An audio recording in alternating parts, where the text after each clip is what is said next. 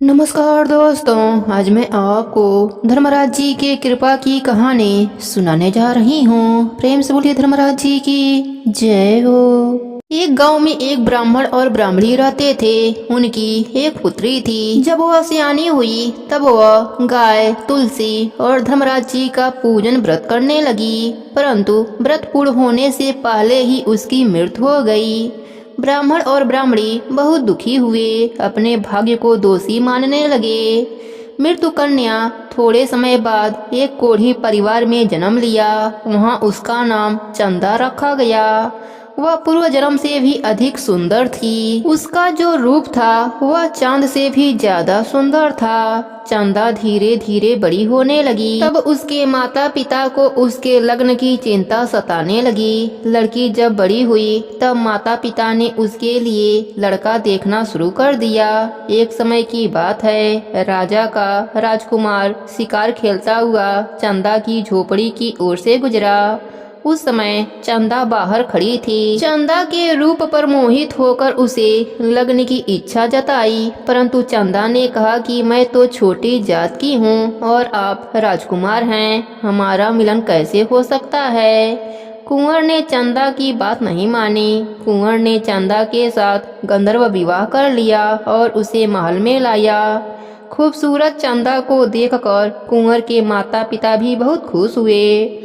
कुछ समय के बाद कुंवर को राजगद्दी सौंपकर माता पिता तपस्या करने जंगल में चले गए। एक दिन की बात है, चंदा को लेकर राजकुमार शिकार करने निकले। जंगल में दोनों ने खूब आनंद किया, मस्ती करी। इतने में चंदा को प्यास लगी तो वह सरोवर के पास पानी पीने चली गई।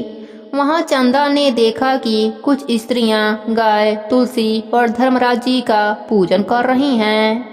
यह सब देखकर चंदा को बहुत अजीब लगा। उसने सब स्त्रियों से पूछा कि आप सब यह क्या कर रही हैं। उन्होंने कहा कि हम पुत्र प्राप्ति के लिए यह व्रत कर रहे हैं। रानी ने कहा, मुझे इसकी पूरी विधि बताइए, मैं भी व्रत करूंगी, मेरे भी कोई भी संतान नहीं है। रानी ने वापस आकर राजा से यह बात कही तो राजा ने खुश होकर उसे व्रत करने की आज्ञा दे दी। रानी ने भी धर्मराज जी का नित नियम निभाया, गाय तुलसी का पूजन किया। धर्मराज जी महाराज जी की नित नियम से कथा कहानी सुनी।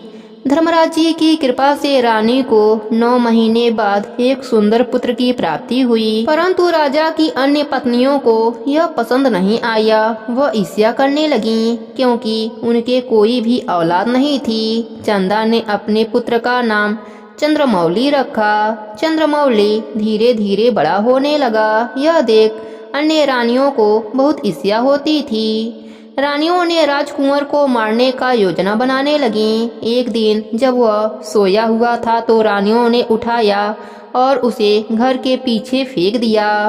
बालक लुढ़कता हुआ पीपल के पास आ गया और रोने लगा। उसी समय एक लड़की पीपल की पूजा करने आई हुई थी। उसने बालक को रोता हुआ देखा तो उसके पास पहुंची। लड़का बहुत ही सुंदर था और रो रहा था। उस लड़की का कोई भी भाई न था, इसलिए उसने सोचा कि क्यों ना मैं इसे अपने घर ले जाऊं। मेरा कोई भी भाई नहीं है, परंतु मैं किससे पूछूं, किससे पूछकर यह बच्चा लेकर जाऊं। तभी वहां से एक गाय गुजर रही थी। लड़की ने गाय से पूछा, गाय माता, यह लड़का किसका है। गाय बोली, जो खिलाए उसी का है। तब लड़की बोली, मैं इसे खिलाऊंगी। गाय बोली, ठीक है तो ले जा, आज से यह तेरा भाई हुआ। राजकुमार का रोना भी बंद हो गया था। लड़की उसे अपने घर लाई। लड़की ने आकर अपने माता पिता से सारी बात बताई। तब वह भी बहुत खुश हो गए और राजकुमार को पालने पोसने लगे। राजकुमार जब बड़ा हुआ तो वह अपने पिताजी से बोला कि मुझे एक लकड़ी का घोड़ा बना दीजिए। कुछ दिनों के बाद राजकुमार लकड़ी के घोड़े को नदी पर ले जाकर पानी पिलाने लगा और बोला, घोड़ा घोड़ा पानी पी। यह सुनकर वहाँ पानी भरने आई राजमहल की दासियां हंसने लगीं। उनमें से एक दासी दूसरे दासी से कहने लगी, देखो इसको, लकड़ी के घोड़े को पानी पिला रहा है, गंवार कहीं का। लकड़ी का घोड़ा पानी पीता है भला। राजकुमार को बहुत गुस्सा आया और वहीं से एक पत्थर उठाकर उसे मार दिया। दासी उसे पकड़कर राजमहल में लाई और उसकी शिकायत राजा से करी। दासियों ने राजा रानी को सारी बात बताई, जिससे रानी उस बालक के तरफ देखने लगी। उस बालक को देखते ही एक चमत्कार हुआ। रानी के स्तनों में से दूध का धार बहने लगी। राजकुमार ने भी अपने माँ को पहचान लिया। दोनों एक दूसरे से लिपटकर रोने लगे। फिर उसकी बहन को बुलाकर सारी बात पूछी गई। वह लड़की ने सारी बात बताई। तब पता लगा कि रानियों ने ईर्ष्या से बच्चे को उठाकर पीछे फेंक दिया था। राजा को बहुत गुस्सा आया और उन्होंने अन्य रानियों को मृत्युदंड की सजा सुना दी। लेकिन चंदा के प्रार्थना करने पर राजा ने सभी को माफ कर दिया।